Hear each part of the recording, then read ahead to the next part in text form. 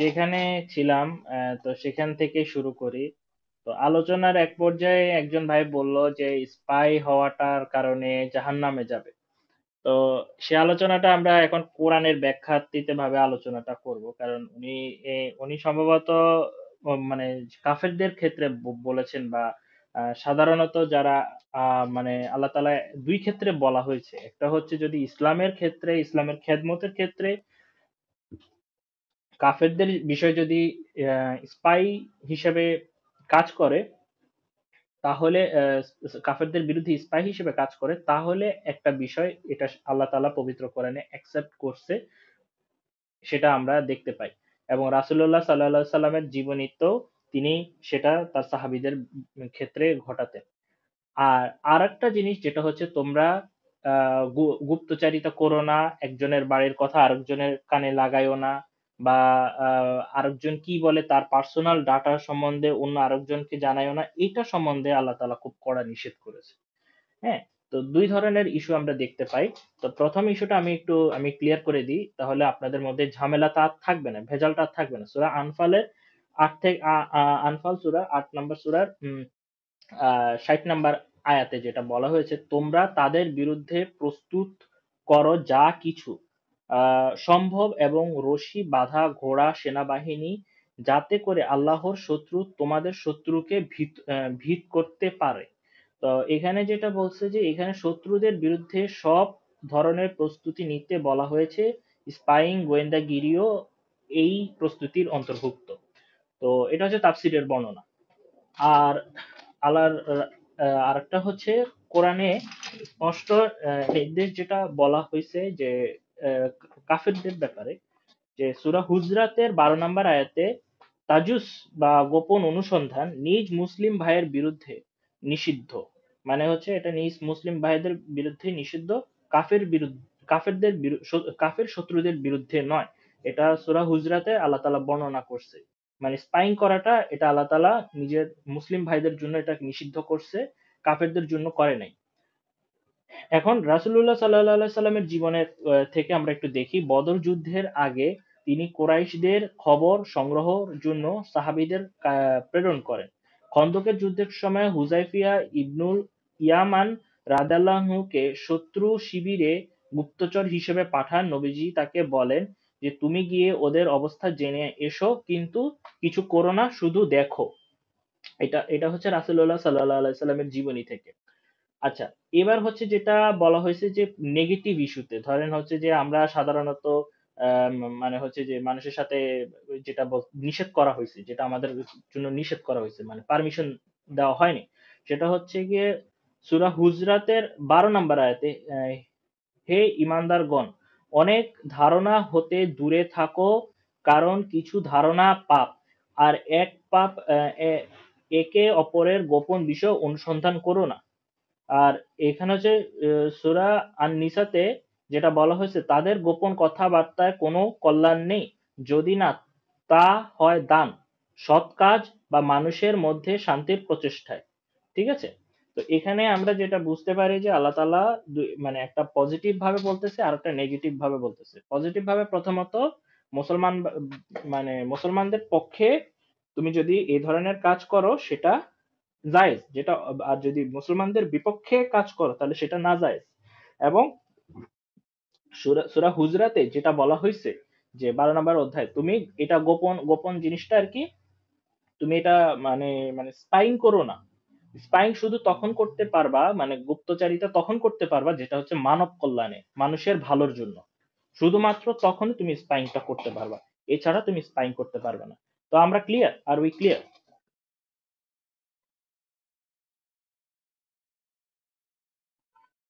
আচ্ছা, ঠিক আছে। আহ ভাই, খুব, এটা তো সাধারণ মুসলিমরাও এটা জানে যে স্পাইন যে বৈধ ইসলামের ক্ষেত্রে, রাষ্ট্রের ক্ষেত্রে। না, এটা না, কি না, কেউ এখানে প্রশ্ন এখানে করেছিল? প্রথম পার্টে একজন ভাই ভুলবশত, উনি শুধুমাত্র ও এইটুকুই সরি। জানতেন, যে স্পাইন করাটা হারাম। তো আমি এখন এই কারণে জিনিসটা ক্লিয়ার করে দিচ্ছি, না, স্পাইন করাটা সম্পূর্ণ হারাম না, এখানে কিছু কিছু ক্ষেত্রে এটা বৈধ আছে, মানব কল্যাণ এবং ইসলামের খেদমতে। ওই ভাই ডাইরেক্ট ফতোয়া দিয়ে দিছিল জাহান্নামী নাকি বলছিল। হ্যাঁ, উনি বলছে যে স্পাইং করাটা জাহান্নামী। তো যাই হোক, আমরা একটু ফয়সাল আহমেদ ভাইয়ের কাছে যাই, উনি যেহেতু আসছে। আহ, ফয়সাল আহমেদ ভাই, আপনার একটু 5-6 মিনিটের মধ্যে আপনি একটু শেষ করেন, আমরা শেষের দিকে। এই যে বর্তমানে যে ইসরায়েলের ঘটনাটা ঘটলো, এতে আপনাদের মানে এক্সপেরিয়েন্সটা কেমন হলো আর কি, আপনারা কেমন আনন্দ ফিল করলেন সেটা একটু, আমাদের দেশের মানুষ কেমন আনন্দ ফিল করলো একটু আমাদের শেয়ার করুন। সালাম আলাইকুম। আসলে আমি তো বিষয়বস্তুটা আপনাদের মাত্র দেখলাম, জানি না পূর্বে কি আলোচনা হয়েছে। তো ইরানের যে ঘটনাটা, এটা আমরা যতটা জানি যে শিয়া সুন্নির একটা বিষয় আছে। অনেকেই মানে মনে চায় যে ইরান জিতুক, কিন্তু অনেকেই বলতে পারে না।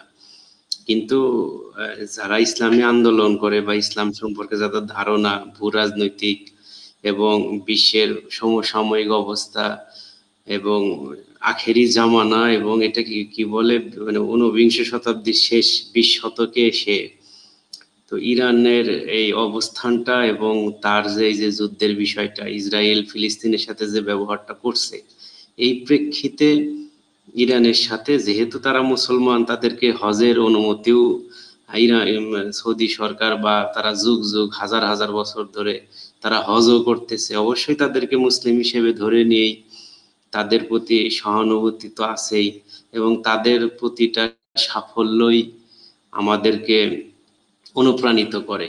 এবং ইরানের যে 5,000 বছরের ইতিহাস আছে, এটাও তো মানে মানব জাতির জন্যই তো একটা আশীর্বাদ। ইরানি সভ্যতা, জরথ্রুস্টিয়ান সভ্যতার যে বিষয়গুলো আছে, তো এই বিষয়গুলা মানে সমন্বয় করলে, একসাথে করলে অবশ্যই ইরানের পক্ষে থাকতে হবে। যদিও সিরিয়া এবং ইরাকে ইরানের ভূমিকা কিছুটা বিতর্কিত ছিল, কিন্তু এই ক্ষেত্রে বর্তমান প্রেক্ষিতে ফিলিস্তিন এবং ইরান, এই দুইটাকে এক করে দেখলে, এবং যেহেতু শত্রুটা ইসরায়েল, সেই হিসেবে ইরানকে সাপোর্ট করা, ইরানকে নৈতিক সমর্থন করা, দোয়া করা, আমার মনে হয় এইটাই এখন আমাদের মূল দায়িত্ব। এখন এইটা আমরা সাপোর্ট কিভাবে করতে পারি, হয়তো অনলাইনে যতটা সম্ভব আমরা করি, পাশাপাশি তো দোয়া তো আছেই। ইরানে একটা আক্রমণ হইলে নামাজের ভিতরেও খারাপ লাগে, তো নামাজের ভিতরেও আল্লাহর কাছে বলা হয় নামাজ পড়। তো এইরকম বিষয় আর কি। মনে করি যে আসলে এটা আমাদের মানে অ্যাওয়ার থাকা দরকার, সতর্ক থাকা দরকার। কারণ ইরান শেষ হয়ে গেলে পরবর্তীতে পাকিস্তান শেষ হইলে অবশ্যই বাংলাদেশ অবধারিতভাবে শেষ হয়ে যাবে। তো মানে নিজের স্বার্থে, নিজের দেশের স্বার্থে, মুসলিমদের ভাগ্যের স্বার্থে হইলেও ইরানকে সাপোর্ট করাটাই আমাদের মানবিক, ধর্মীয় দায়িত্ব। জি ভাই, আসসালামু আলাইকুম। জি ভাই, অনেক সুন্দর কথা বলছেন, এতক্ষণ পরে মানে একটা যুক্তিযুক্ত কথা আমি পাইছি। যাই হোক, অনেক ধন্যবাদ। অনেকে অনেক ব্যাখ্যা দিয়ে থাকে তাদের জাযাকাল্লাহ ভাই, লক্ষ্য ভাই অনেক থেকে। অনেক সুন্দর কথা বলছে। তো আমার পক্ষ থেকে ভাইকে জাযাকাল্লাহ। জি। আচ্ছা, আমরা শিবলি ভাইকে অনেকক্ষণ ধরে বসে রাখছি, আমি সত্যি দুঃখিত ভাইয়া, আমি এর জন্য সরি, আপনার অনেক সময় নষ্ট করছি। আহ, না ভাই, আমরা একজন আরেকজনের সাথে কথা বলি না, সময় নষ্ট হয়ে অ্যাকচুয়ালি গেছে। আমি আমি সত্যি দুঃখিত অ্যাকচুয়ালি, মানে আমি অনুষ্ঠানটা সুন্দরভাবে চালাইতে চাই। আপনারা কথা বলতে পারেন, আপনারা যদি এক্সট্রা টাইম চান, আরো 2 ঘন্টা বা আধা ঘন্টা, আপনার 1 ঘন্টা কথা বলতে চান, আমি দিব, কিন্তু আগে অনুষ্ঠানটা শেষ করি, অনুষ্ঠানটা শেষ করার পর আপনারা যতক্ষণ ইচ্ছা কথা বলতে পারেন, কোনো সমস্যা নাই। হ্যাঁ, আমার একটা অনুষ্ঠান আছে বা একটা সিস্টেম আছে, ওই সিস্টেমটা আমি শেষ করে তারপর আমি হয়তো পারে আমি আমার মানে উপস্থাপনাটা আমি বন্ধ করে দিব, তারপরে আপনারা যেমনি খুশি ফ্রিলি কথা বলেন, কোনো সমস্যা নেই। ঠিক আছে, নেক্সট টাইমে যদি কোনো ভাই আসে মানে ইন্টারাপ্ট করে, প্লিজ আপনারা আপনারা যারা এখন আছেন তারা একটু জানাবেন তাদেরকে প্লিজ। আর ফয়সল ভাই, নেক্সট টাইমে আপনাকে অভিনন্দন, আপনি আবার আসবেন আমাদের এই অনুষ্ঠানে বা এই মিটিং এ, আমরা এইভাবে আলোচনা করব ইনশাআল্লাহ। তো শিবলি ভাই, আপনার রিয়াকশনটা কি, বা আপনার কি মনে হয় ইসরায়েল কি জেতার সম্ভাবনা আছে, বা আমরা কি ওয়ার্ল্ড ওয়ার 3 দিকে আমরা আগাচ্ছি কিনা বলে আপনার মনে হয়? শেষ প্রশ্ন দিয়ে শুরু করি। ওয়ার্ল্ড ওয়ার 3 দিকে আগাইতেছে। আপনি লক্ষ্য করে দেখবেন যখন রাশিয়া যখন ইউক্রেনকে আক্রমণ করলো তখনও কিন্তু ওয়ার্ল্ড ওয়ার 3 কিছু হইছে? কিছুই হয়নি। কারণ আমেরিকা খুব ভালোভাবেই জানে যদি আমেরিকা সেখানে হস্তক্ষেপ করে অন্য দেশের যা ইচ্ছা তা হোক, তাতে তো আর আমেরিকার মাথা ব্যথা নেই। বাট রাশিয়ার সাথে সরাসরি যুদ্ধ যদি জড়ায় তাহলে আমেরিকাও ধ্বংস হয়ে যাবে। আর এখন শুরু হয়েছে ইসরায়েল আর ইরান। ঠিক আছে, চায়না অস্ত্র পাঠাইতে পারে, সম্ভবত চায়না অলরেডি অস্ত্র পাঠাইছে। ঠিক আছে, রাশিয়া অস্ত্র পাঠাইতে পারে, বাট তারা যুদ্ধ কখনোই অংশগ্রহণ করবে না। কারণ পূর্বে যখন যুদ্ধ হইতো তখন গোলাগুলি হইতো, বোমা মারা হইতো। ঠিক আছে, প্রকৃতির এত ক্ষতি সাধন হইতো না, যেটার কারণে পৃথিবী ধ্বংস হয়ে যেতে পারে। বাট এই মুহূর্তে যদি চায়না, রাশিয়া, আমেরিকা একই সাথে একটা যুদ্ধে জড়ায়, পৃথিবী ধ্বংস হয়ে যাবে। পৃথিবী ধ্বংস হবে এটা নিয়ে তাদের মাথা ব্যথা নাই। তাদের মাথা ব্যথা হচ্ছে তারা নিজেরা ধ্বংস হয়ে যাবে। এই কারণে তারা মুখে মুখে বলবে, ঠিক আছে, যে যুদ্ধে ইউএসএ আমেরিকা সরাসরি অংশগ্রহণ করবে ওই যুদ্ধে রাশিয়া এবং চীন সরাসরি অংশগ্রহণ করবে না, তারা প্রক্সি ওয়ার খেলবে। যে যুদ্ধে রাশিয়া জড়াবে সরাসরি ওই যুদ্ধে আমেরিকা প্রক্সি ওয়ার খেলবে, সরাসরি অংশগ্রহণ করবে না। তো ওয়ার্ল্ড ওয়ার 3 আপাতত হচ্ছে না। আমার যতটুকু বিবেক বুদ্ধি আল্লাহ দিছেন তা দিয়ে আমি এতটুকু বুঝতে পারতেছি, আপাতত ওয়ার্ল্ড ওয়ার 3 হচ্ছে না। এখন আপনার প্রথম প্রশ্ন হচ্ছে ইরান বা ইসরায়েল কে জিতবে? এটা প্রশ্ন সাপেক্ষ। ঠিক আছে, একটা হচ্ছে যে আল্লাহ রব্বুল আলামিন কি চান। যদি আল্লাহ রব্বুল আলামিন চান ইরান জিতবে তাহলে ইরান জিতবে, আর যদি আল্লাহ রব্বুল আলামিন চান যে না আমেরিকা জিতবে তো আমেরিকা জিতবে। আর যদি আমরা আমাদের যে বাস্তবতা আছে ওটা প্রথমত হচ্ছে আল্লাহর ইচ্ছা, ওনার ইচ্ছার বিরুদ্ধে তো কিছুই হবে না। আর একটা হচ্ছে হলো বর্তমান পরিস্থিতিতে যে বাস্তবতা আছে পৃথিবীর, সেই অবস্থাতে যদি আমরা দেখি কে জিতবে কে হারবে, সেখানে কয়েকটা পয়েন্ট আসবে। পয়েন্ট অ্যাকচুয়ালি একটাই, যে আমেরিকা কি এই যুদ্ধে সরাসরি অংশগ্রহণ করবে কি করবে না। ইফ আমেরিকা অংশগ্রহণ করে নাই, ইসরায়েলের জিতার সামান্যতম কোনো পসিবিলিটি নেই। আমি একটা যুক্তিটা দেখাই, আনুমানিক একটা দিচ্ছি, ধারণা দিচ্ছি। ইরানের আয়তন হচ্ছে 16 লক্ষ বর্গ কিলোমিটার, সেখানে ইসরায়েল আয়তন কত? 22,000। তো ইসরায়েল যদি জিততে হয় ইরানের সাথে, ইসরায়েলকে অন্তত পক্ষে 16 গুণ 5 কত হয়? 90, আনুমানিক 90 গুণ বেশি ক্ষতি সাধন করতে হবে ইরানের, যাতে ইরান হারে। আয়তনের দিক থেকে, সংখ্যার দিক থেকে প্রায় 10 গুণ। অস্ত্রের দিক থেকে আপনি দেখবেন যে ইসরায়েল আগায় আছে, বাট তাদের কাছে এত পরিমাণ অস্ত্র নাই যে তারা 90 গুণ বা 10 গুণ বেশি ক্ষতি সাধন করতে পারবে। তো এই ক্ষেত্রে ইসরায়েল পিছিয়ে আছে, শুধুমাত্র অস্ত্রের ক্ষেত্রে আগায় আছে, বাট তাদের অস্ত্রের, আমি যেটা বলছি একটু আগে, যে তাদের অস্ত্র শেষ হয়ে গেছে বা আগামী 7-8 দিনের ভিতরে শেষ হয়ে যাবে, যদি না ন্যাটো অথবা আমেরিকা তাদেরকে অস্ত্র সরবরাহ করে। এখন করছে কিনা বা করবে কিনা সেটা আমি জানি না, সেই তথ্যটা আমার কাছে নাই। সেকেন্ডলি, যদি আমেরিকা অংশগ্রহণ না করে, যদি না করে তাহলে ইসরায়েল হারতেছে, আর যদি অংশগ্রহণ করে তাহলে ইরান হারবে। কারণ ফ্যাক্ট হচ্ছে ইরান শক্তিশালী দেশ মধ্যপ্রাচ্যের জন্য, বাট আপনার যখন পৃথিবী কেন্দ্রিক চিন্তা করবেন ইরান শক্তিশালী দেশ না।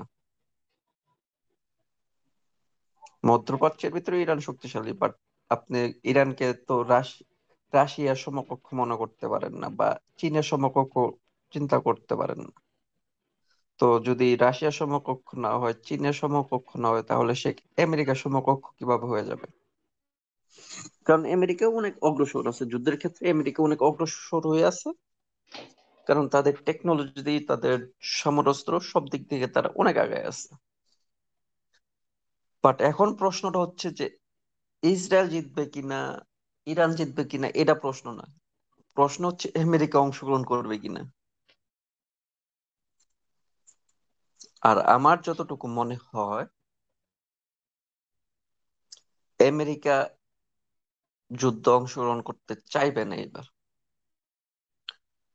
কারণ এটার পিছনের মূল সমস্যাটা হচ্ছে এর আগে যতবারই আমেরিকা যুদ্ধে জড়াইতে চাইছে, আমেরিকার জনগণ কিন্তু এখন যেভাবে প্রেসিডেন্টের বিরোধিতা করতেছে বা যুদ্ধের বিরোধিতা করতেছে এইভাবে করে নাই। আর এখন আমেরিকার যে প্রধান ডোনাল্ড ট্রাম্প, উনি কিন্তু এই ওয়াদা করে আসছেন যে আমরা আমেরিকানরা অন্যের যুদ্ধে জড়াইতে যাব না। সে এই ওয়াদা করে আসছে ক্ষমতায়। তা এখন সে যদি ওয়াদা ভঙ্গ করে, তো এটা যে সে তো আর প্রেসিডেন্ট হইতে পারবে না, কারণ সে অলরেডি 2বার প্রেসিডেন্ট হয়ে গেছে, তৃতীয়বার তার আমেরিকাতে প্রেসিডেন্ট হওয়া সম্ভব না। কিন্তু এটা রিপাবলিকদের জন্য, যে রিপাবলিক যে পার্টি আছে তার জন্য অনেক নেগেটিভিটি আনবে পরের নির্বাচনে। কারণ সাধারণ জনগণ চিন্তা করবে যে আমরা ভোট দিচ্ছি, আমাদের বলা হয়েছে যে আমরা অন্য দেশে গিয়ে যুদ্ধ গলায়, অন্যের ফ্যাসাদে গিয়া চড়াই, আমাদের সৈন্য মারা যায়, আমাদের billion billion trillion trillion dollar খরচ হয়, আমাদের অর্থের অপচয় হয়। এই কারণে আমরা রিপাবলিকরে ভোট দিছি, যারা তারা ক্ষমতায় আসে এবং এই জিনিসগুলি না করে। কিন্তু তারা যদি সেম জিনিসটাই আবার করে, তো যেমন এবার রিপাবলিককে ক্ষমতায় নিয়ে আসছে, আগামীবার তাদেরকে ক্ষমতা থেকে সরায় দিবে জনগণ। আর আমি আমেরিকার কয়েকটা নিউজ চ্যানেলে দেখছি আর কি, ছোটখাটো মনে কোনো রিলের মতো, যে তারা কিন্তু এবার ইসরায়েলের বিরুদ্ধে সোচ্চার। তারা কিন্তু ইরানের বিরুদ্ধে কথা বলতে আমি দেখতেছি না। আমি যে কয়টা দেখছি সেখানে আমি দেখছি যে তারা জিজ্ঞেস করতেছে যে আমাদের সাথে, ইউএস এর সাথে ইরানের ব্যাক ডোর দিয়ে কথাবার্তা চলতেছে। ওই অবস্থায় ইসরায়েল কেন হামলা করলো? যুদ্ধের কোনো পরিস্থিতি ছিল না, ইসরায়েল কেন হামলা করলো? আর ইসরায়েল তো গত 50 বছর ধরে বলেই আসতেছে যে ইরানের নিউক্লিয়ার আর 3 মাস পরে, আর 3 মাস পরে, আর 3 মাস পরে ইরান নিউক্লিয়ার অস্ত্র তৈরি করে ফেলবে। তো 50 বছরের ভিতরে করতে পারে নাই কেন হলো? তাদের প্রশ্ন এইটা না যে ইরান কবে নিউক্লিয়ার তৈরি করবে, তাদের প্রশ্ন হচ্ছে যে ইরান যদি এতই নিউক্লিয়ার কাছাকাছি থেকে এখন পর্যন্ত করতে পারে নাই কেন? তারা এটা ব্যঙ্গরূপ দিচ্ছে ইসরায়েলের জন্য, যে তোমরা 50 বছর ধরে কই আসতেছো যে ইরান নিউক্লিয়ার তৈরি করে ফেলছে 3 মাসের ভিতরে। 50 বছরের ভিতরে কি 3 মাস শেষ হয় নাই? 50 বছরের ভিতরে কতগুলি 3 মাস আসে? 400 বার 3 মাস করে চলে আসছে। আর কত মিথ্যা কথা তোমরা আমাদেরকে শোনাইবা? এই কারণে আমার মনে হয় যে আমেরিকার যে বর্তমান যে রাজনৈতিক দল ক্ষমতায় আছে, তারা পাবলিকদের দিক থেকে প্রেসারে আছে, তাদের ওয়াদার কারণে প্রেসার আছে। মিরাজ ভাই, আপনি নিজেই আমেরিকাতে আছেন, আপনি এর পরিস্থিতি সম্পর্কে আমার থেকে বেটার জানবেন, আপনি এটা আরো ভালোভাবে বলতে পারবেন। তবে আমার যতটুকু মনে হয় যে একটু আগে ফয়সল ভাই বললো যে আকিদাগত কারণে, অন্য যে কোনো কারণে, ভাই আকিদা মাকিদা চিন্তা করার এখন সময় নেই। এখন চিন্তা করার সময় হচ্ছে যে আমার অরিজিনাল শত্রুকে খতম করতে হবে। অরিজিনাল শত্রু বলতে আমি এখানে কোনো রাষ্ট্রকে বোঝাচ্ছি না, আমি শত্রু বলতে ওই রাষ্ট্রের যারা ক্ষমতায় আছে, যারা ওই রাষ্ট্রকে পরিচালনা করে, যারা ওই রাষ্ট্রের সবকিছু দায়িত্বভার আছে, ওই রাষ্ট্রের যে সেনাবাহিনী আছে তাদের কথা বলতেছি। কারণ হিন্দুদের ভিতরেও যারা সাধারণ, তারা ভাই আপনার আমার মতো, আমি যেমন আজকে 11 ঘন্টা কাজ করে আসছি, তারও দিনে 11 ঘন্টা 12 ঘন্টা কাজ করতেছে। তাদেরকে আপনি মুসলমান না আপনি খ্রিস্টান এটা চিন্তা করারও সময় নেই, কারণ তারা নিজের পেট চালাইতে, নিজের সংসার চালাইতে তাদের জীবন শেষ হয়ে যায়। মুসলমান না হিন্দু না খ্রিস্টান এটা চিন্তা করার তাদের সময় নেই। সময় থাকে তাদের যারা মানুষকে Hello? ধর্মের মাধ্যমে, Yeah, go on. এটাকে কি বলে, Hello? প্রেসার রাখতে চায়, নিজের আয়ত্তে All right. They're রাখতে waiting. চায় যে আমি ধর্মের কথা বলে যুদ্ধ লাগাই দিব, যে মুসলমানের বিরুদ্ধে তোমাদের, মুসলমান যেমন ইন্ডিয়াতে থাকে এখন প্রচার করা যে মুসলমানের জনসংখ্যা বাইরে যেতেছে, এইভাবে যদি বাড়তে থাকে হিন্দুরা আর ইন্ডিয়াতে থাকতে পারবে না। এটা কিন্তু সাধারণ হিন্দুদের ভিতরে এই কনসেপ্টটা ছিল না আজ থেকে 15-20 বছর আগে। যখন থেকে বিজেপি আসছে তখন থেকে এই কনসেপ্ট শুরু হয়েছে। এখন অধিকাংশই ইন্ডিয়ার হিন্দুরা এই চিন্তা ভাবনাই করে এখন, কারণ এই রাজনীতিটা তাদের সাথে করা হয়। আগে কিন্তু জনগণ মুসলমানের সাথে ছিল, মুসলমানরা হিন্দুদের সাথে ছিল। হ্যাঁ, দাঙ্গা হইতো, মাঝে মাঝে মারামারি হইতো, আমাদের দেশও তো হয় রে ভাই। একসাথে থাকতে গেলে মারামারি হবে, কথা কাটাকাটি হবে, এটাই স্বাভাবিক। সারা জীবন তো আর সবাই ভদ্রভাবে থাকতে পারবেন না, আমরাও পারি না। তো এই কারণে আমার যতটুকু মনে হয় যে আকীদা চিন্তা করতে হবে না, আমাদের দেখতে হবে যে লিবিয়াকে ধ্বংস করে দেওয়া হয়েছে, এখন ইরানের উপর হামলা চলছে, ইরাককে ধ্বংস করে দেওয়া হয়েছে, তারপরে আপনি মনে করেন আফগানিস্তানকে শেষ করে দেওয়া হয়েছে। তো এইভাবে যদি আমরা এখনো আকীদার কথা চিন্তা করি যে তারা শিয়া আমরা সুন্নি, ভাই আমাদের কাছে শিয়া সুন্নি হইতে পারে, বাট আমাদের যারা শত্রু আছে তাদের কাছে শিয়ারাও মুসলমান, সুন্নিরাও মুসলমান, ওয়াহাবিরাও মুসলমান, আর শিয়াবিরাও মুসলমান। তারা আলাদা ভাবে দেখে না, আমরা আলাদা ভাবে দেখতে পারি, but তারা আলাদা ভাবে দেখে না। তো আমাদের ভিতরে যে সমস্যাগুলি আছে, যেমন আজকে মিরাজ ভাই একটা প্রথম যখন অনুষ্ঠান হচ্ছিল তখন একটা বর্ণনা শুনাইছিলেন যে সুন্নিরা কিভাবে শিয়াদেরকে মাইট দিছে, শিয়ারা কিভাবে সুন্নিদেরকে মাইট দিছে, ওহাবিরা কেমনে আবার সবাইরই মাইট দিছে। তো এটা হচ্ছে ভাই আমাদের আভ্যন্তরীণ, ঠিক আছে, ওটা হচ্ছে আমাদের আভ্যন্তরীণ কোন্দল। ঠিক আছে, আপনি যদি ইতিহাসে দেখেন যে এশিয়া, আপনি যখনই দেখবেন ইতিহাসে দেখবেন এশিয়া অলওয়েজ হয় সবচেয়ে ক্ষমতাধর ছিল, অথবা যারা সবচেয়ে ক্ষমতাশীল ছিল তাদের কাছাকাছি পর্যায়ে ছিল। কারণ আল্লাহ রব্বুল আলামিন এশিয়াকে কিন্তু প্রাকৃতিক সম্পদ দিয়ে রাখছেন। আর সবচেয়ে বড় দুইটা যে সম্পদ, ঠিক আছে, গ্যাস একসময় শেষ হয়ে যাবে, যেমন আমাদের বাংলাদেশে এখন অলরেডি গ্যাসের সমস্যা শুরু হয়ে গেছে, গ্যাস আর পাওয়া যাইতেছে না। আরব এখন অনেক ধনী হয়ে গেছে, কারণ কি তাদের এখানে তেল আছে, তেলও শেষ হয়ে যাবে। বাট আল্লাহ কিন্তু এশিয়াতে, মানে দক্ষিণ এশিয়াকে কিছু জিনিস দিয়ে রাখছেন, পানি, মাটি, ঠিক আছে, এই দুইটা দিয়ে রাখছেন। ঠিক আছে, মাটি থেকে আপনি খাদ্য উৎপাদন করতে পারবেন, পানি পান করতে পারবেন যদি আপনি তার সুন্দর পর্যবেক্ষণ করেন, এবং সেখান থেকে মৎস্য সম্পদ আহরণ করতে পারবেন। আল্লাহ আমাদেরকে অফুরন্ত দিয়ে রাখছেন। ইউরোপ আইসা দেখেন ভাই 6 মাস শুধু বরফ আর বরফ আর বরফ, কোনো কিছু উৎপাদন করা যায় না। ঠিক আছে, টেকনোলজি যদি ইউরোপের না থাকে, ঠিক আছে, ইউরোপ কিন্তু মারা খাবে, খাদ্য অভাবেই তারা মারা যাবে।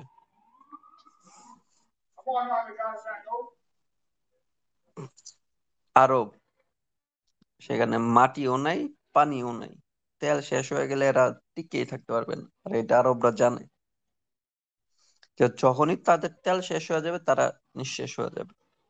এই কারণে তারা চেষ্টা করতেছে কোনো বিকল্প জিনিস তৈরি করার।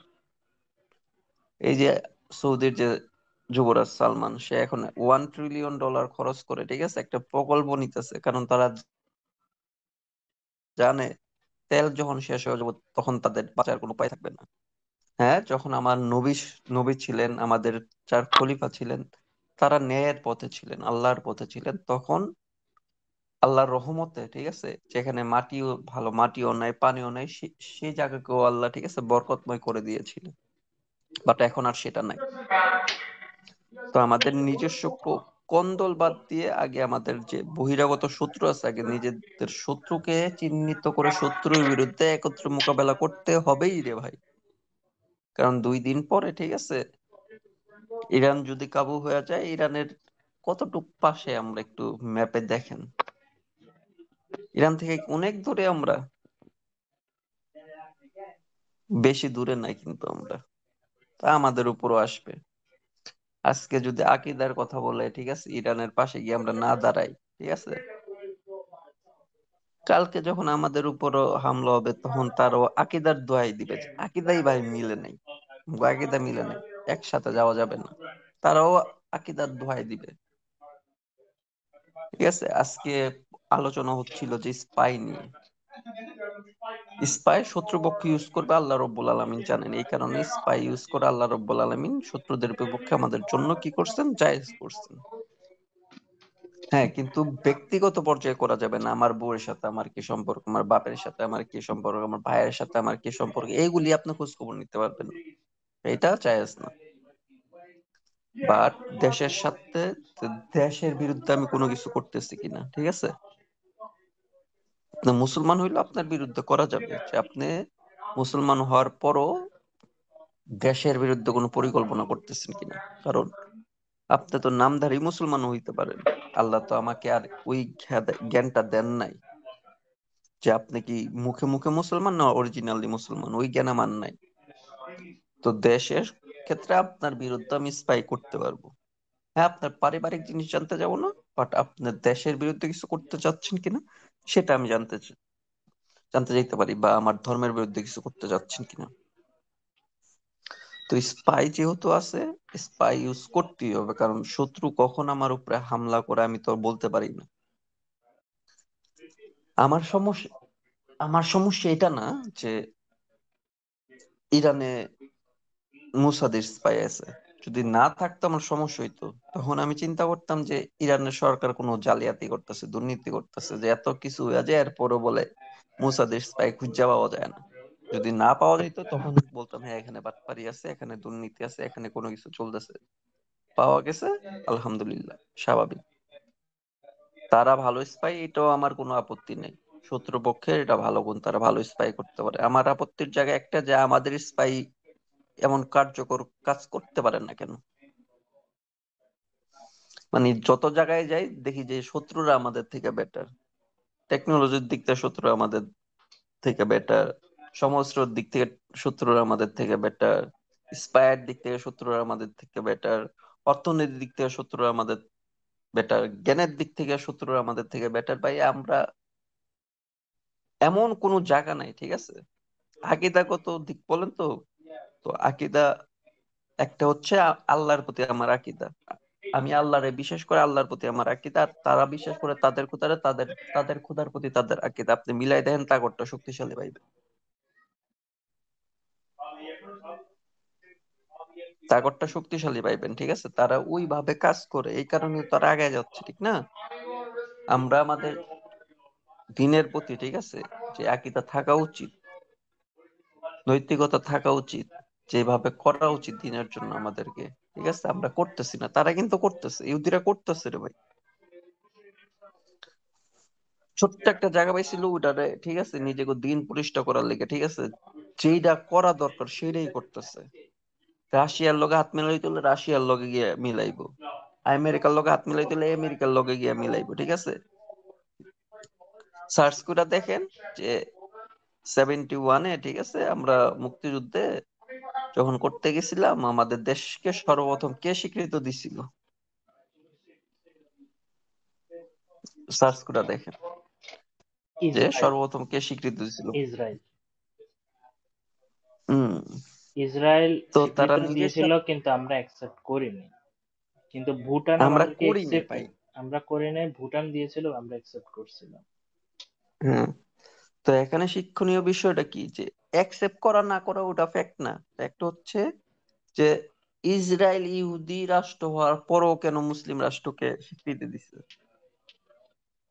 হুম শিক্ষণীয় ব্যাপার হচ্ছে তার প্ল্যান এটা না, সে জানে যে আগে পরে আমরা স্বীকৃত হইয়া যাবো, বাট তার প্ল্যান হচ্ছে যে আমার স্বার্থ আছে, ঠিক আছে, আমার দেশকে প্রতিষ্ঠা করতে হইলে, আমার ধর্মকে প্রতিষ্ঠা করতে হইলে আমার অনেকগুলি দেশের সাথে এই মুহূর্তে, ঠিক আছে, বন্ধুত্বপূর্ণ সম্পর্ক বজায় রাখতে হবে, যাতে অন্য দেশগুলো আমাদেরকে স্বীকৃতি দেয়। আমি যদি বাংলাদেশের স্বীকৃতি দিয়ে দেই, আমার স্বীকৃতির বেলা হতো বাংলাদেশ আমার স্বীকৃতি দিবে নাকি স্বাভাবিকভাবে? হ্যাঁ, তা তো দেবে। হ্যাঁ, শিক্ষণীয় দিক হচ্ছে তাদের এটা, যে নিজের স্বার্থ উদ্ধার করার জন্য, ঠিক আছে, শত্রুর সাথে হাত মিলাইতে হইলে হাত মিলাও। সমস্যা কোন জায়গায়? কেন আওয়ামী লীগ আওয়ামী লীগকে যখন ক্ষমতা থেকে নামানো হয়েছে, তখন কি সবাই বলে নাই যে আওয়ামী লীগকে ক্ষমতায় নামানোর জন্য হিন্দু না মুসলমান, খ্রিস্টান না বৌদ্ধ, আহ বিএনপি না জামাত, কোনো কিছু দেখার বিষয় না, বেশি হচ্ছে যে আওয়ামী লীগ এখন দুর্নীতি করতেছে, আওয়ামী লীগ দেশের মানুষের জনগণের উপর অত্যাচার করতেছে, আওয়ামী লীগকে নামানোর জন্য যে সহযোগিতা করবে আমরা তাদেরই দলে নিব। নিজের দেশের প্রাইম মিনিস্টারের বিরুদ্ধে, নিজের দেশের একজন মুসলমানের বিরুদ্ধে, ঠিক আছে, উনি উনি অরিজিনাল মুসলমান কি মুসলমান না আই ডোন্ট নো, বাট উনি নামাজ পড়েন, নিজের মুখে বলছেন আমাদের দেশের প্রাইম মিনিস্টার ছিল, তার অপকর্ম হইলো she was our prime minister, ঠিক আছে, তো প্রাইম মিনিস্টার পদের সম্মান রক্ষা করে এই কথা বলাটা উচিত আমাদের। নিজের দেশের প্রাইম মিনিস্টারের বিরুদ্ধে, নিজের দেশের একজন মুসলমানের বিরুদ্ধে তাকে ক্ষমতা নামার জন্য যার সাথে যার সাথে মন চায় তার সাথে হাত মিলানোর সময় ফতোয়া দেওয়াতে তো কোনো সমস্যা দেখি নাই। কোনো হুজুরের মুখে তো শুনি নাই যে না, তাদের তাদের সাথে একত্রিত হয়ে আন্দোলন করা যাবে না, তাদের সাথে একত্রিত হওয়া যাবে না। কিন্তু আমাদের যে অরিজিনাল শত্রু, তাদের বিরুদ্ধে কিছু করতে গেলেই তখন কেন আকিদা চলে আসছে রে ভাই? এই হিপোক্রিসি কেন? আর নইলে আপনারা সবাই বলেন যে আমাদের পূর্ব প্রাইম মিনিস্টার শেখ হাসিনার বিরুদ্ধে যখন আপনারা সংগ্রাম করছেন, তখন আপনারা আকিদার বিরুদ্ধে গিয়ে সংগ্রাম করছেন, স্বীকার করে নেন। কারণ সেখানেও কিন্তু বিধর্মীরা ছিল, কথায় সেখানেও ঠিক আছে ঠিক আছে। বিভিন্ন ধর্মের মানুষ ছিল। তো আমাদের অরিজিনাল শত্রুকে, আমার বক্তব্য হচ্ছে আমাদের অরিজিনাল শত্রুকে ধ্বংস করার জন্য, তাদেরকে ক্ষমতাতে নামার জন্য, শিয়া কেন, যদি অন্য কোনো ইহুদি রাষ্ট্র, and we should ready for that, কারণ আচ্ছা, হ্যাঁ, আমাদের এখন অন্য ওই কোনো ক্ষমতাটা অন্য নাই কোনো যে আমরা ইহুদি নিজেরাই রাষ্ট্র গিয়ে কিছু বা করে নন ফেলবো। মুসলিম রাষ্ট্র হলো আমিও সেটা বলি যে তাদের পক্ষে আমি আছি। কারণ ইসরায়েল যে ক্ষতি করছে, ইসরায়েল কখনো আমাদের বন্ধু হইতে পারে না। তো ইসরায়েলের যারা আছে, নেতানিয়াহু আছে, ঠিক আছে, তারপরে বিশেষ করে ইসরায়েলের যে সামরিক বাহিনী আছে, তারা কতটা জঘন্য উই নো দ্যাট। নেতানিয়াহু একজন রাজনীতিবিদ, তো ওনারটা আমি বাদ দিই, কারণ আমি রাজনীতি বুঝি না ভাই, আর আমি রাজনীতি করিও না। তো রাজনীতির আলাপ আমি সবসময় এড়ায় যাওয়াই পছন্দ করি। রাজনীতি বাদ দিলাম, বাট ইসরায়েলের যে সেনাবাহিনী আছে, যে ইসরায়েলের যে মুসাদ আছে, ঠিক আছে, তারপর ইসরায়েলের যে বাণিজ্যিক আছে, এইগুলিকে ধ্বংস করে দিতে হবে, যাতে তাদের ক্ষমতাটা শেষ হয়ে যায়। আর এটা করার জন্য যদি আমেরিকাকেও বন্ধু বানাইতে হয় সাময়িকভাবে, আমি রেডি। শিবির ভাই, প্রবলেম কোন আপনার জায়গায়? আপনার হাতে 3 মিনিট সময় হ্যাঁ, আছে। 3 মিনিটের মধ্যে কমপ্লিট করে দিন। তো আমি রেডি। আপনি ইনশাল্লাহ চেষ্টা করব আমি, আর আমি চাই আমরা সবাই যাতে রেডি থাকি, কারণ আপনারা দেখবেন যে আমাদেরকে মারার জন্য, ঠিক আছে, ইহুদি খ্রিস্টান কিন্তু এক হয়ে গেছে, ঠিক আছে, আপনারা সার্চ করে দেখেন, ইহুদি রাষ্ট্র ইরানের উপরে হামলা করার জন্য, ঠিক আছে, আমেরিকার সাথে কথা বলে, তারপর কানাডার সাথে কথা বলে, ইংল্যান্ডের সাথে কথা বলে, জার্মানির সাথে কথা বলে, ঠিক আছে? তো ইহুদি আর খ্রিস্টান বন্ধু হয়ে গেল কেমনে? ইহুদি আর মুসলমান যত বড় না শত্রু, ইহুদি আর খ্রিস্টান তার হচ্ছে বড় শত্রু। যাচাই করে দেখেন যে ইহুদি মুসলমান বড় শত্রু না ইহুদি খ্রিস্টান বড় শত্রু। ইতিহাসের শুরু থেকে, আমরা আসার আগের থেকে, ঠিক আছে, যখন থেকে আমরা মুসলমান মানে মহানবী সাল্লাল্লাহু আলাইহি ওয়াসাল্লামের উম্মত হইছি, তার আগে থেকে ইহুদি আর খ্রিস্টানদের ভিতরে মারামারি চলে আসতেছে। খ্রিস্টানরা কখনোই ইহুদিকে, ঠিক আছে, পৃথিবীতে থাকার যোগ্য মনে করতো না। যদি আমার কথা ভুল হয় সংশোধন করে দিবেন। যখন আমরা ক্ষমতায় আসলাম, আমরা ইহুদিদেরকে সেভ না না না, করছিলাম। এটা সত্য। আব্রাহা ইস্যুটা তো ওইখান থেকে আসছে। আব্রাহার ইস্যুটা তো ওইখান থেকে হম আসছে। তো আমাদেরকে মারার জন্য যদি চিরশত্রু এক হয়ে যেতে পারে, তো আমরা কেন খ্রিস্টানদের সাথে হাত মিলাইতে পারবো না? তো এটাই বুঝি না, সমস্যা কোথায়? শত্রুকে মারার জন্য তার শত্রুকে বন্ধু বানায় নিতে হবে, আবার তার যে বন্ধু আছে সেই বন্ধুকে আমার বন্ধু বানায়, তার বন্ধুকে তার শত্রু বানায় দিতে হবে। জি জি, অনেক ধন্যবাদ শিবলি ভাই। আমরা থ্যাংক ইউ। শেষের দিকে, আমরা একটু আপনার তার বক্তব্য তো শেষ, তাই না ভাইয়া? হ্যাঁ, আলহামদুলিল্লাহ। জি জি জি, ধন্যবাদ। আমরা আগামীকালকে আর একটা অনুষ্ঠান করব, তবে সেটা এই বিষয় না। এটা হবে হচ্ছে বাংলাদেশে অনেক মেয়েরা ভারতে কিডন্যাপ হয়ে যাচ্ছে, এবং মেয়েদের দোষ আছে, এটা এটা কোনো নো ডাউট, এখানে মেয়েদের দোষ আছে। তারা হিন্দু ছেলেদের সাথে প্রেম করে এ, বিয়ে বসে তারপরে পাচারের শিকার হয়। ভাগবত দেব। হ্যাঁ, হুম। এটা এটা নিয়ে আমরা আলোচনা করব, তবে স্ট্রিম ইয়ার্ডে আমি লিংক পাঠাই দিব, আপনারা সবাই জয়েন করেন। আচ্ছা, এখন কিবরিয়া ভাইয়ের কাছে যাই। কিবরিয়া ভাই, 5 মিনিট শেষ। 5 মিনিটে আপনার কোনো বক্তব্য থাকলে প্লিজ তাড়াতাড়ি দেন, আমাদের সময় শেষ, সবাইকে ঘুমাতে হবে। ইনশাআল্লাহ।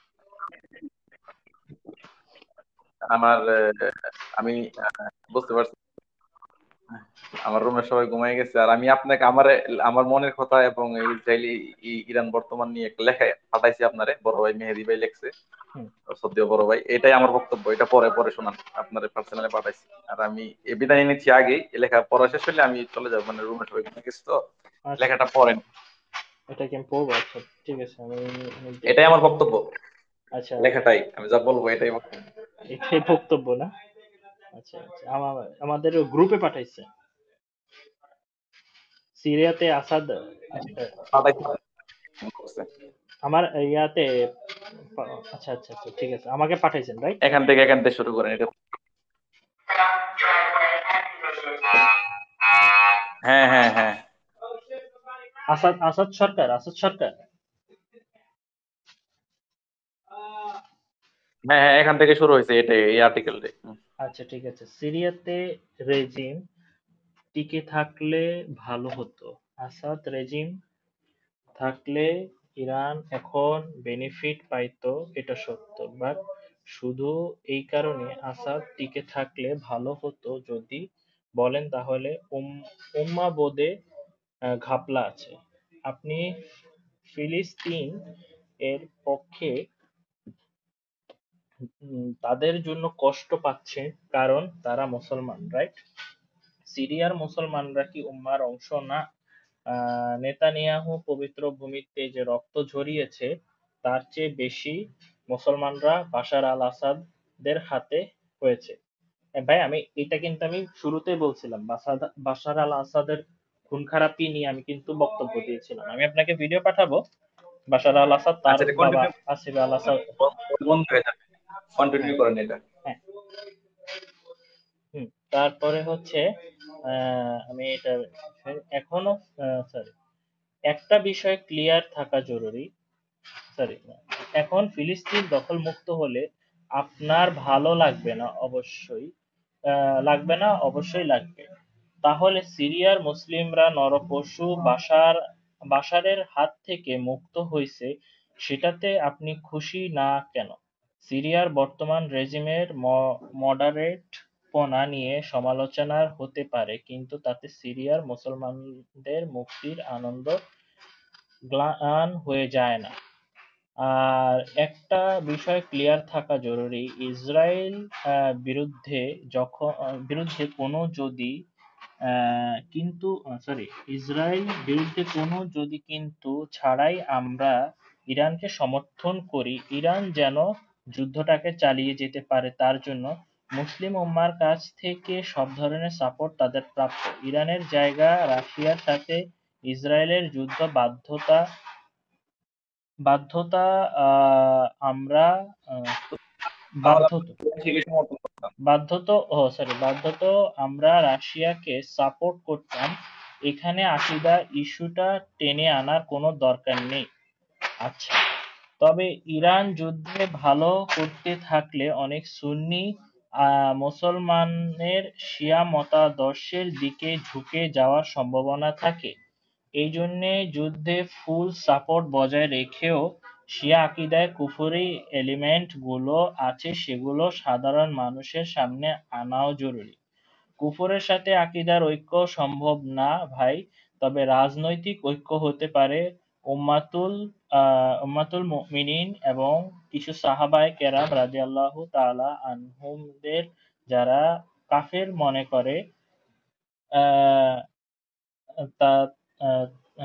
মনে করে তাদের সাথে আকীদার ঐক্য কিভাবে হবে।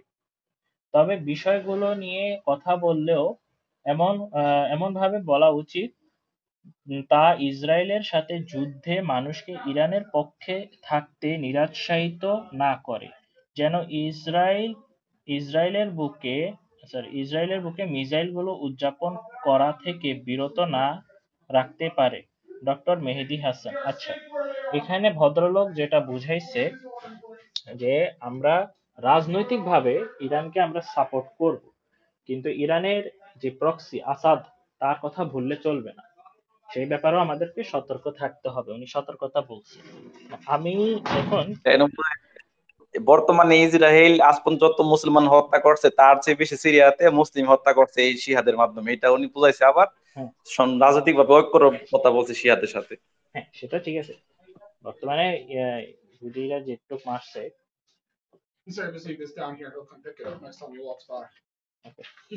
যাই হোক, আল্লাহ হাফেজ। কালকে কথা হবে, আমি ঘুমিয়ে যাবো ইনশাআল্লাহ। ভুল ত্রুটি হলো আমাদের। একটা মিনিট একটু লাইনে থাকেন ভাই, একটু লাইনে, জাস্ট একটা মিনিট। শিবলি ভাই চলে গেছে? হ্যাঁ, শিবলি ভাই চলে গেছে। তারপরে এই যেটা আমি বুঝছি যে এখানে এই ব্যাপারে আমাদের সতর্ক থাকা উচিত ভাই। এটা আমরা জানি আসাদ সরকার 6 লক্ষ মানুষ মেরে ফেলছে। আসাদের বাবা 44,000 আজ মানুষ মেরে পর্যন্ত ফেলছে। ইসরায়েল কয় লাখ মারছে?